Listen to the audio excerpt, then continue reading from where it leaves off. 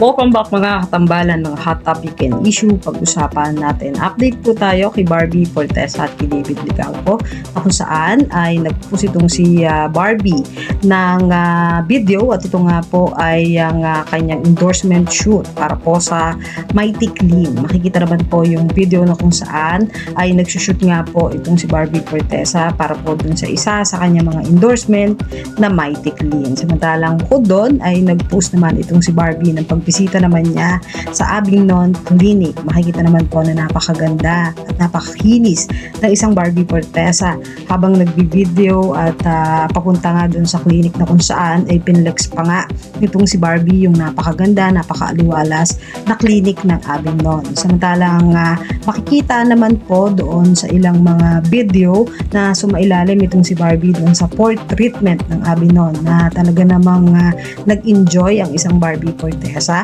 at makikita rin yung treatment na ginawa sa kanya na isinare din itong si Barbie at nabanggit din itong si Barbie ang kanyang kaibigan na si Julian San Jose na accepted yung challenge ng pagpapatreatment nitong si Barbie para po sa Avignon na talaga naman napakaganda ng naging result ng treatment ng isang Barbie Fortesa. David Licauco naman po ay dumalo naman sa celebration ng CEO ng Gluta Lifeo na si Leo Ortiz na kung saan makikita naman na kumanta itong si David at talaga namang napakagwapo doon sa kanyang suit at makikita naman yung ilang mga photo at ganap doon sa naging celebration ng CEO ng Gluta Lifeo. Yan po yung mga update natin ngayon kay Barbie at kay David. Kaya mga katambalan, ano masasabi nyo? Mag-comment lang sa comment section pag-usapan natin. Yan ang mga hot topic and issue dito lamang sa Tambalang JK.